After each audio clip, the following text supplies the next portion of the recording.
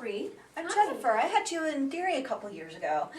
So yeah, I'm just finishing up my doctorate program. So thanks for getting me excited about it. Yeah. Good. Yeah, but I have a question about a patient that I've been seeing in clinical. So I was wondering if I could come talk to you for a sec. Absolutely. Come on in. Okay. Go have a seat. Thank you. So what's going on? So my patient, we'll call her Mary. She's 56 years old, and she came out of surgery and found out that what she was going in for turned out to be ovarian cancer. And she's had a hard time with depression, and she's just really struggling with this diagnosis. I was wondering if you had any thoughts on how I could help her. Wow, that sounds like a really tough situation to go into surgery and then come out with a cancer diagnosis, and not a good cancer either, if there is such a thing.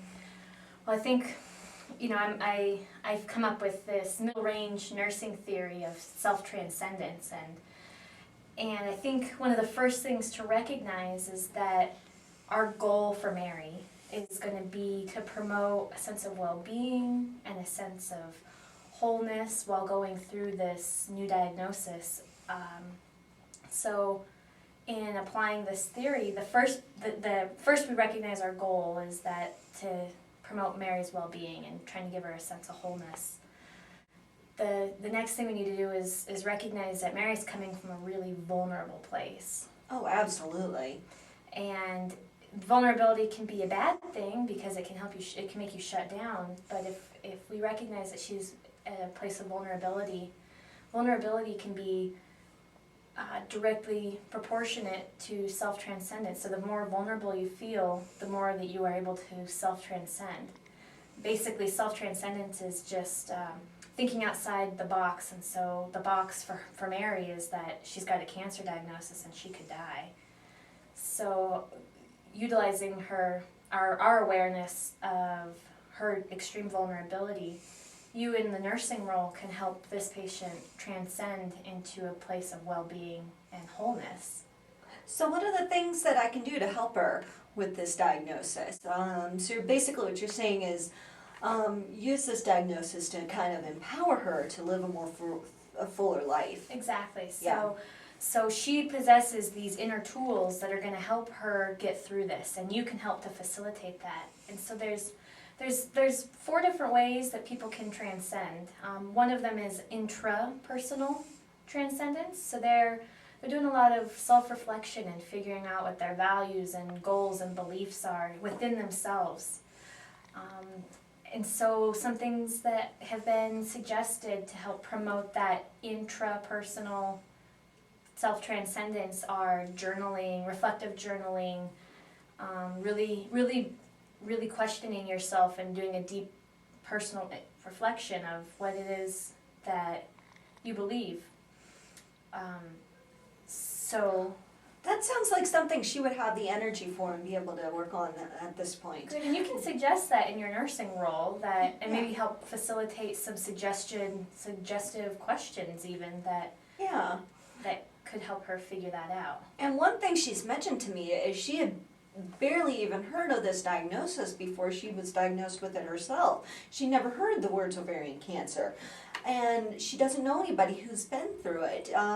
How would that? I mean, how can I help her in that role, in that way? I definitely hear what you're saying, and you can feel very alone in this vulnerable place. And another area that you can do transcendence in is interpersonal transcendence. So suggesting some sort of a support group could be really beneficial for her to be connected with other people. Exactly. And Okay. those people are going to become her environment. So interpersonal transcendence involves how you relate to other people and how you relate to your environment. And your environment can be nature, or it can be your community, or those who you choose to, or you're capable of surrounding yourself with. Okay. So, and another area of transcendence is temporal transcendence, which is kind of an abstract thought, where you reflect on the past, which comes from your reflective journaling and who you are, and also reflect on your goals and your future that you hope to have, and to find purpose and meaning in her present day-to-day life. So, That sounds like something that would take a while. She's still pretty new to her diagnosis. and that's, there's different areas, so if one of them really calls to her, then these are just some options. But with that temporal, I've been aware of this new concept where survivors teach medical students about how their lives have been affected, and then their goal for themselves initially is wellness and well-being, but one way that they get that sense of well-being is also to help others. And so by teaching these med students, they give them a personal story of their own past and how they've been affected. Have you ever heard of this?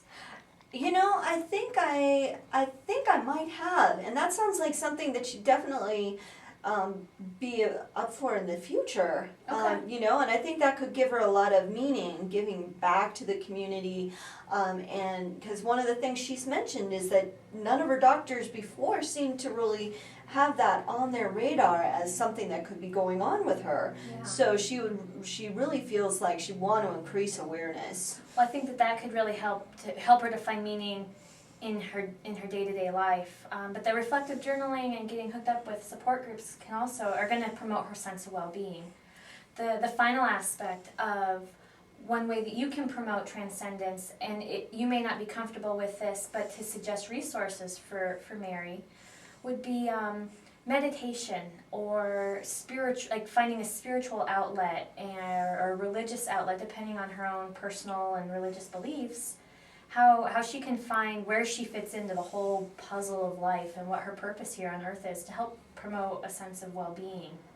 That's definitely something I could explore with her at our next visit and see if that is something that can help her get over, work through some of her depression and confusion about the diagnosis. Good. Well, Mary's definitely got a long road ahead of her, but having such a fantastic clinician on her side, I know that she'll be in good hands. Oh, thank you. Well, keep me updated. I'd love to know how Mary does and how you help facilitate that process, because you're there for her, and I think that her knowing that is also a help. Absolutely, and that's one of the things that I think nursing is really, is very unique to nursing, is we really want to help the whole patient instead of just looking at the medical problem. And I think that's one of the reasons why I came to you, is I know how your theory is really, goes beyond just looking at the medical problems and looking at just the day-to-day aspects of nursing, but looking at really helping the whole person to grow and develop. So thank you very much, Dr.